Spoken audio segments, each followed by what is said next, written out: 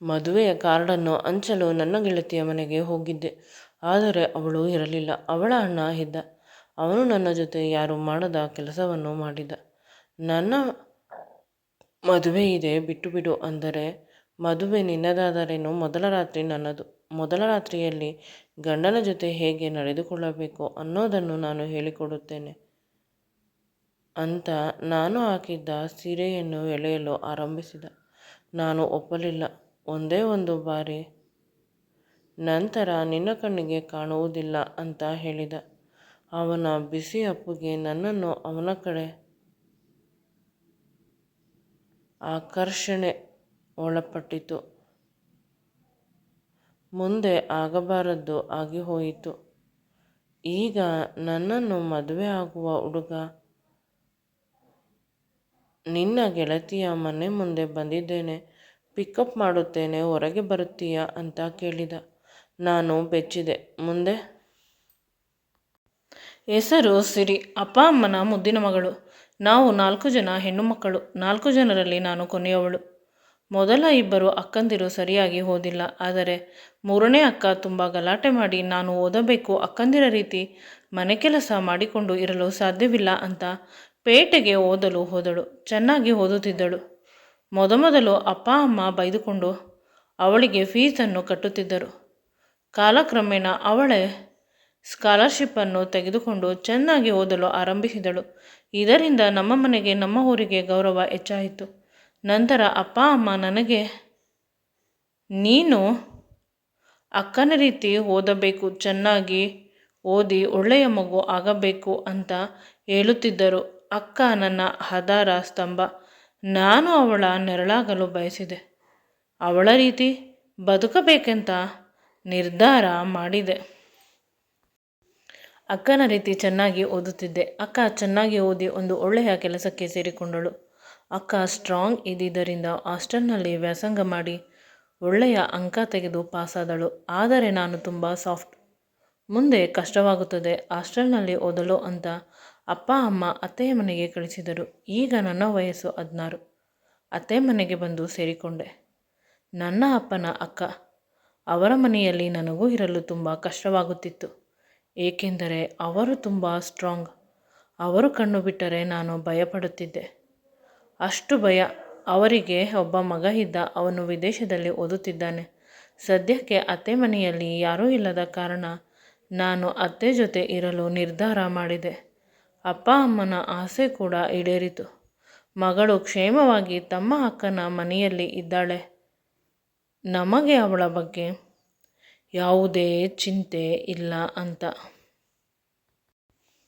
ನಾನು ಚೆನ್ನಾಗಿ ಓದುತ್ತಿದ್ದೆ. ಓದಲೇಬೇಕಿತ್ತು. ಅತ್ತೆ ತುಂಬ ಸ್ಟ್ರಿಕ್ಟ್. ಒಂದು ಹೊತ್ತು ಊಟ ಕಡಿಮೆ ಮಾಡುತ್ತಿದ್ದಳು. ಪರೀಕ್ಷೆಯಲ್ಲಿ ಕಡಿಮೆ ಅಂಕ ಬಂದರೆ ನಂತರ 1 ವಾರ ಕಾಟ ಕೊಡುತ್ತಿದ್ದಳು. ಕೂತರೆ ನಿಂತರೆ ಆಡಿಕೊಳ್ಳುತ್ತಿದ್ದಳು. ಹಳ್ಳಿಯಿಂದ ಪೇಟೆಗೆ ಬಂದಿದ್ದಾಳೆ.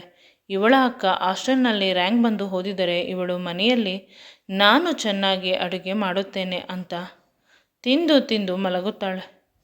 ಇವಳನ್ನು ನೋಡಿದರೆ ನನಗೆ ಅಸಹ್ಯವಾಗುತ್ತದೆ. ಇವಳಿಗಿಂತ ಬೋರಿಯ ಮಗಳೇ ಬೆಟರ್. ಬೋರಿ ತುಂಬ ಕೆಟ್ಟವಳು. ಆದರೂ ಅವಳ ಮಗಳು ಎಷ್ಟು ಚೆನ್ನಾಗಿ ಓದುತ್ತಾಳೆ. ನಿನ್ನ ಅಪ್ಪ ಅಮ್ಮ ಒಳ್ಳೆಯವರು, ನೀನು ಓದಿಲ್ಲ. ಈ ರೀತಿ ಅಕ್ಕಪಕ್ಕ ಮನೆಯ ಹೆಣ್ಣು ಮಕ್ಕಳಿಗೆ ನನ್ನನ್ನು ಹೋಲಿಸಿ ಅವಮಾನ ಮಾಡುತ್ತಿದ್ದರು. ಆದರೆ ಇತ್ತೀಚೆಗೆಲ್ಲ ಅಭ್ಯಾಸ ಆಗಿಬಿಟ್ಟಿದೆ. ನಾನು ಚೆನ್ನಾಗಿ ಓದಲು ಆರಂಭಿಸಿದ್ದೇನೆ. ಚೆನ್ನಾಗಿ ಓದುತ್ತಿದ್ದೇನೆ ಕೂಡ. ಮನೆ ಕೆಲಸದಲ್ಲಿ ಸಹಾಯ ಮಾಡುತ್ತೇನೆ, ಪೂಜೆ ಮಾಡುತ್ತೇನೆ. ಕಾಲೇಜಿನಲ್ಲಿ ಒಳ್ಳೆಯ ಅಂಕ ತೆಗೆಯುತ್ತಿದ್ದೇನೆ. ಇದರಿಂದ ಅತ್ತೆ ಖುಷಿಯಾಗಿದ್ದಾಳೆ. ಇತ್ತೀಚೆಗೆ ನನಗೆ ಹೊಸ ಹೊಸ ಬಟ್ಟೆಗಳನ್ನು ತೆಗೆದುಕೊಡುತ್ತಾಳೆ. ಚಂದ ಚಂದ ಅಡಿಗೆಯನ್ನು ಮಾಡಿ ಹಾಕುತ್ತಾಳೆ. ತಿನ್ನಲು ಸ್ವಲ್ಪ ದಪ್ಪ ಆಗಿಬಿಟ್ಟಿದ್ದೇನೆ ಅಂತ ಮೇಲಿನ ಜಾಗದಲ್ಲಿ ಸಂಪೂರ್ಣವಾಗಿ ಜಿಮ್ಮನ್ನು ಸೆಟ್ ಮಾಡಿ ಇಟ್ಟಿದ್ದಾರೆ. ಪ್ರತಿದಿನ ಅರ್ಧ ಗಂಟೆ ಜಿಮ್ ಮಾಡಲೇಬೇಕು ನಾನು. ಅರ್ಧ ಗಂಟೆ ಮೆಡಿಟೇಷನ್. ಇದರಿಂದ ನನ್ನ ಮಾನಸಿಕವಾದ ಮತ್ತು ದೈಹಿಕವಾದ ಆರೋಗ್ಯ ಚೆನ್ನಾಗಿರುತ್ತದೆ ಅನ್ನುವುದು ಅತ್ತೆಯ ಆಸೆ. ನನಗೆ ಇಷ್ಟ ಏನು ಅನ್ನುವುದು ಇತ್ತೀಚೆಗೆ ತಿಳಿಯುತ್ತಿಲ್ಲ. ಅತ್ತೆ ಏನು ಇಷ್ಟಪಡುತ್ತಾರೆ ನನ್ನ ವಿಷಯದಲ್ಲಿ ಅದು ಸರಿಯಾಗಿ ಇರುತ್ತದೆ. ಅತ್ತೆ ಹೇಳಿದ ಹಾಗೆ ನಾನು ಕೇಳಬೇಕು. ಅತ್ತೆ ತುಂಬ ಒಳ್ಳೆಯವಳು. ಅತ್ತೆ ಮೊದಲು ಸ್ವಲ್ಪ ಕಠೋರವಾಗಿ ಕಂಡರೂ ಅವಳು ನನ್ನ ಮೇಲೆ ತುಂಬ ಪ್ರೀತಿಯನ್ನು ಇಟ್ಟುಕೊಂಡಿದ್ದಾಳೆ. ಹಳ್ಳಿಯಲ್ಲಿ ಇದ್ದರೆ ನಾನು ಕೂಡ ಬಸ್ಸಿನಲ್ಲಿ ಪೇಟೆಗೆ ಹೋಗಿ ಓದಬೇಕಿತ್ತು. ಇದರಿಂದ ಕಷ್ಟವಾಗುತ್ತಿತ್ತು. ಆದರೆ ಈಗ ಮನೆ ಪಕ್ಕದಲ್ಲಿ ಕಾಲೇಜು ಮತ್ತು ಟ್ಯೂಷನ್ ಇದೆ. ತುಂಬ ಚೆನ್ನಾಗಿ ಓದಲು ಸಾಧ್ಯವಾಗುತ್ತಿದೆ. PUCಯಲ್ಲಿ ಒಳ್ಳೆಯ ಅಂಕ ತೆಗೆದೆ. ಇಂಜಿನಿಯರಿಂಗ್ ಸೀಟ್ ಸಿಕ್ಕಿತು. ಅದು ಕೂಡ ಅತ್ತೆಯ ಮನೆಯಿಂದ ಸ್ವಲ್ಪ ದೂರದಲ್ಲಿ ಇರುವ ಇಂಜಿನಿಯರಿಂಗ್ ಕಾಲೇಜ್. ನನಗೆ ತುಂಬ ಖುಷಿಯಾಯಿತು. ಅತ್ತೆ ಎಷ್ಟು ಒಳ್ಳೆಯವರು, ಅಥವಾ ಅತ್ತೆಯ ಕಾಲ್ಗುಣ ಎಷ್ಟು ಚೆನ್ನಾಗಿದೆ. ನಾನು ಅತ್ತೆ ಹೇಗೆ ಹೇಳಿದರೆ ಹಾಗೆ ಕೇಳಬೇಕು. ಅತ್ತೆಯಿಂದ ನನ್ನ ಜೀವನ ಉದ್ಧಾರವಾಯಿತು. ಈ ರೀತಿ ಅತ್ತೆಯ ಮೇಲೆ ಪ್ರೀತಿ ಮತ್ತು ಅಭಿಮಾನ ಜಾಸ್ತಿ ಆಗುತ್ತಿದೆ. ದಿನಗಳು ಕಳೆದಂತೆ ಅತ್ತೆ ನನ್ನನ್ನು ತುಂಬ ಚೆನ್ನಾಗಿ ನೋಡಿಕೊಳ್ಳುತ್ತಿದ್ದಾಳೆ.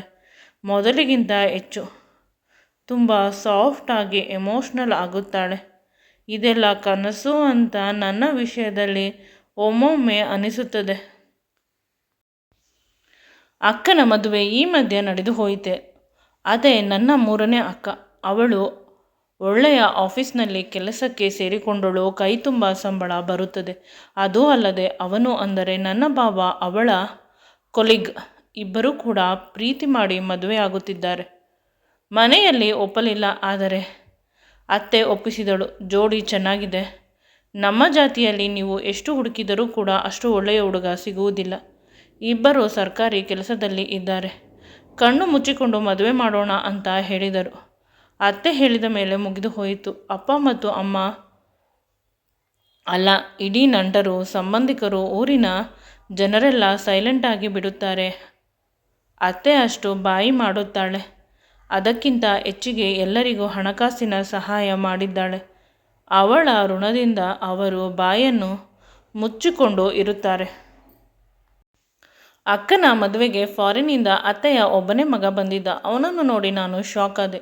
ತುಂಬ ಸುಂದರವಾಗಿದ್ದಾನೆ, ತುಂಬ ಸಣ್ಣಗೆ ಇದ್ದಾನೆ, ಅತಿ ಹೆಚ್ಚು ಸೈಲೆಂಟ್. ಅವನು ಕೂಡ ಅತ್ತೆಯ ರೀತಿ ಸ್ಟ್ರಿಕ್ಟ್ ಅಂತ ಅನ್ನಿಸಲು ಆರಂಭಿಸಿತು.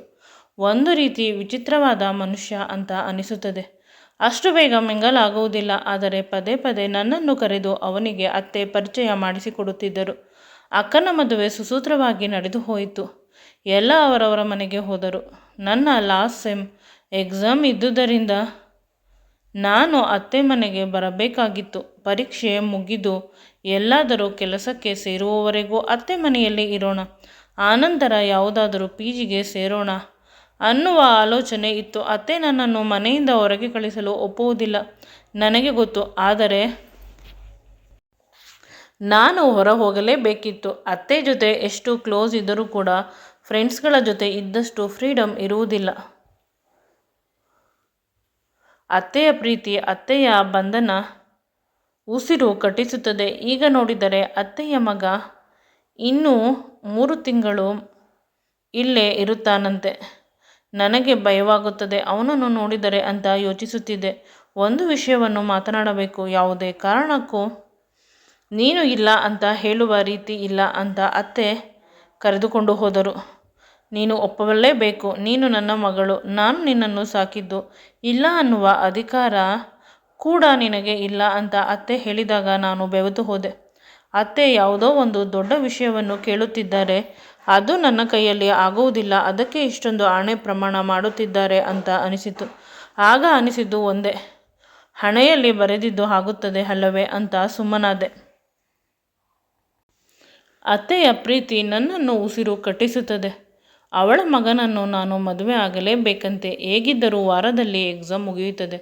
ಮುಂದಿನ ವಾರ ನನ್ನ ಮಗನ ಜೊತೆ ನೀನು ಮದುವೆ ಆದ ನಂತರ ಪಾಸ್ಪೋರ್ಟ್ ವೀಸಾ ರೆಡಿ ಮಾಡಿಸಿಕೊ. ನೀನು ಅವನ ಜೊತೆ ಫಾರಿನ್ಗೆ ಹೊರಟು ಹೋಗು. ಅವನು ನಿನ್ನನ್ನು ಚೆನ್ನಾಗಿ ನೋಡಿಕೊಳ್ಳುತ್ತಾನೆ ಅಂತ ಹೇಳಿದರು. ಇದನ್ನೆಲ್ಲ ಕೇಳಿಸಿಕೊಳ್ಳುತ್ತಾ ಅತ್ತೆಯ ಮಗ ಶೌರ್ಯ ಹೊರಗೆ ನಿಂತಿದ್ದ. ಅವನ ಮುಖ ಕೋಪದಲ್ಲಿ ಇತ್ತು. ಅತ್ತೆಯ ಬಳಿ ಭಯಪಡುತ್ತಲೇ ಕೇಳಿದೆ, ನಿಮ್ಮ ಮಗ ನನ್ನನ್ನು ಮದುವೆ ಆಗಲು ಒಪ್ಪಿದ್ದಾರಾ? ಅವರು ತುಂಬ ಮಾಡ್ರನ್ ಅಲ್ಲವೇ ಅಂದಾಗ, ನನ್ನ ಮಗನನ್ನಾಗಲಿ ನಿನ್ನನ್ನಾಗಲಿ ನಾನು ಯಾವುದೇ ಕಾರಣಕ್ಕೂ ಮದುವೆ ಇಷ್ಟವಾ ಅಂತ ಕೇಳುವುದಿಲ್ಲ.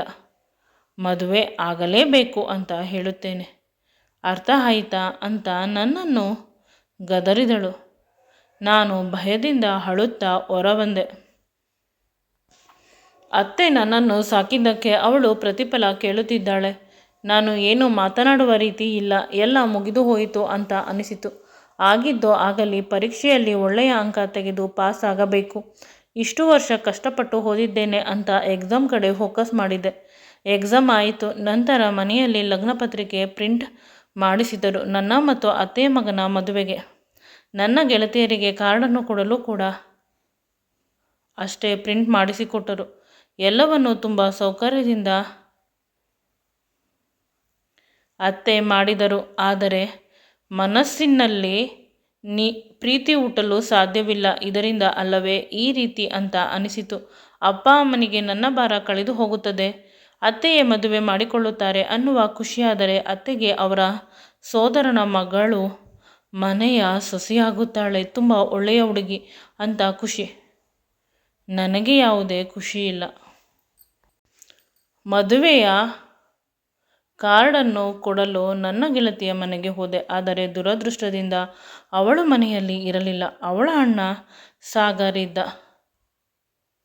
ಅವನನ್ನು ಇದೇ ಮೊದಲ ಬಾರಿ ನೋಡಿದ್ದು.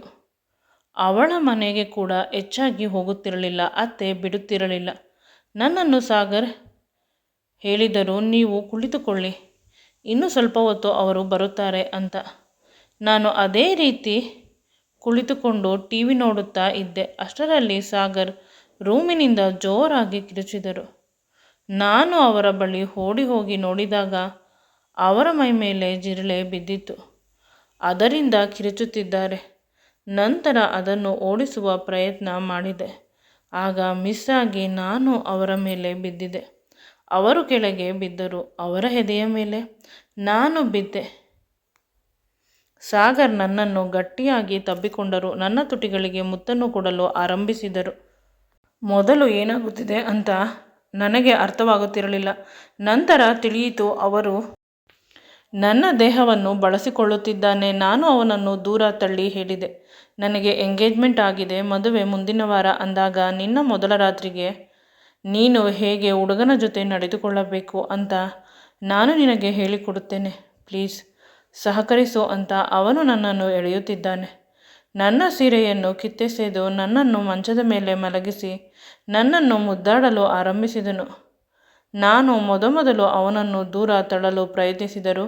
ನಂತರ ಆಗಲಿಲ್ಲ. ಅವನಿಗೆ ನಾನು ಬಲಿಯಾದೆನು. ಅಂದರೆ ಅವನು ನನ್ನನ್ನು ಅಷ್ಟೊಂದು ಪ್ರೀತಿಸಿದನು. ಆ ಪ್ರೀತಿಗೆ ನಾನು ಬಾಗಲೇಬೇಕಿತ್ತು. ನಮ್ಮಿಬ್ಬರ ಪ್ರೀತಿ ಮುಂದುವರಿಯುತ್ತಿದೆ. ನನ್ನ ಫೋನ್ಗೆ ನಿರಂತರವಾಗಿ ಕಾಲ್ ಬರುತ್ತಿದೆ. ಆಗ ನೋಡಿದಾಗ ತಿಳಿಯಿತು, ಅದು ಬೇರೆ ಯಾರೂ ಅಲ್ಲ, ನಾನು ಮದುವೆ ಆಗಲಿರುವ ಹುಡುಗ. ಅಂದರೆ ನನ್ನ ಅತ್ತೆಯ ಮಗ. ಭಯದಿಂದ ಅವನನ್ನು ದೂರ ತಳ್ಳಿ ನಾನು ಬಟ್ಟೆಯನ್ನು ಹಾಕಿಕೊಂಡು ಹೊರಬಂದೆ. ಎಲ್ಲಿದ್ದೀಯಾ, ಅಡ್ರೆಸ್ ಹೇಳು ಅಂದ. ನಾನು ಮೆಸೇಜ್ ಮಾಡಿದೆ. ನಂತರ ನಾನು ಇರುವ ಜಾಗಕ್ಕೆ ಬಂದು ನನ್ನ ಕೈಗೆ ಕ್ರೆಡಿಟ್ ಕಾರ್ಡನ್ನು ಕೊಟ್ಟು, ಇದರಲ್ಲಿ ಲಿಮಿಟ್ ಇಲ್ಲ, ಎಷ್ಟು ಬೇಕೋ ಅಷ್ಟು ದುಡ್ಡು ಡ್ರಾ ಮಾಡಿಕೊ, ದಯವಿಟ್ಟು ನನ್ನನ್ನು ಬಿಟ್ಟುಬಿಡು. ನಾನು ಫಾರಿನ್ನಲ್ಲಿ ನನಗೆ ಇಷ್ಟ ಇರುವ ಹುಡುಗಿಯನ್ನು ಪ್ರೀತಿ ಮಾಡುತ್ತಿದ್ದೇನೆ. ಅವಳು ನನಗೆ ಹೊಂದಾಣಿಕೆ ಆಗುತ್ತಾಳೆ.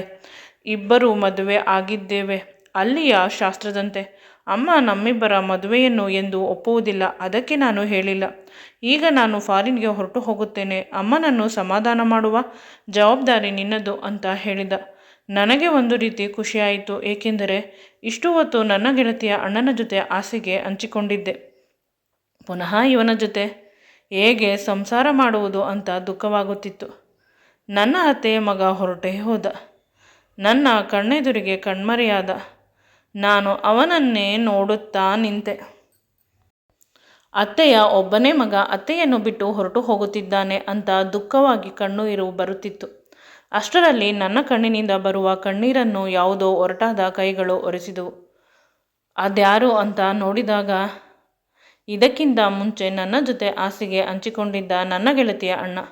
ನನಗೆ ಭಯವಾಯಿತು. ಇವನು ನನ್ನನ್ನು ಫಾಲೋ ಮಾಡಿಕೊಂಡು ಬಂದಿದ್ದಾನೆ. ಪ್ಲೀಸ್ ಸರ್, ಕ್ಷಮಿಸಿ, ನಾನು ಕೂಡ ಭಾವೋದ್ವೇಗದಲ್ಲಿ ಮರೆತೆ. ಆಗ ಅವನು ನನ್ನ ಕೈಯನ್ನು ಹಿಡಿದುಕೊಂಡು ಕೆಳಗೆ ಕುಳಿತ ಮಂಡಿ ಊರಿ, ಅಂದರೆ ನಿನ್ನ ಗೆಳತಿ ನನ್ನ ತಂಗಿ.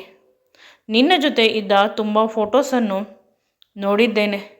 ಆಗಲೇ ನನಗೆ ನಿನ್ನ ಮೇಲೆ ಪ್ರೀತಿ ಶುರುವಾಯಿತು. ಇದು ಕೇವಲ ದೇಹದ ಕಾಮನೆ ಅಲ್ಲ, ಮನಸ್ಸಿನ ಪ್ರೀತಿ ಅಂತ ನನ್ನ ಕೈಯನ್ನು ಹಿಡಿದುಕೊಂಡು ಮುತ್ತನ್ನು ಕೊಟ್ಟ. ಏಕೋ ಏನೋ ಗೊತ್ತಿಲ್ಲ, ಅವನು ಕೇಳಿದ್ದಕ್ಕೆ ಒಪ್ಪಿಕೊಳ್ಳಬೇಕು ಅಂತ ಅನಿಸಿ ನಗುತ್ತಾ ನಾನು ತಲೆಯನ್ನು ಹೌದು ಅಂತ ಅಲ್ಲಾಡಿಸಿದೆ. ಒಬ್ಬರನ್ನೊಬ್ಬರು ಗಟ್ಟಿಯಾಗಿ ತಬ್ಬಿಕೊಂಡೆವು. ಚಿಕ್ಕಂದಿನಿಂದ ಸಿಗದ ಪ್ರೀತಿ, ಸ್ವಾತಂತ್ರ್ಯ ಇವನ ಬಳಿ ನನಗೆ ಸಿಗುತ್ತದೆ ಅನ್ನುವ ವಿಶ್ವಾಸ ಬಂತು. ಆಗ ನಾನು ಕೇಳಿದೆ, ಅತ್ತೆಯ ಮಗ?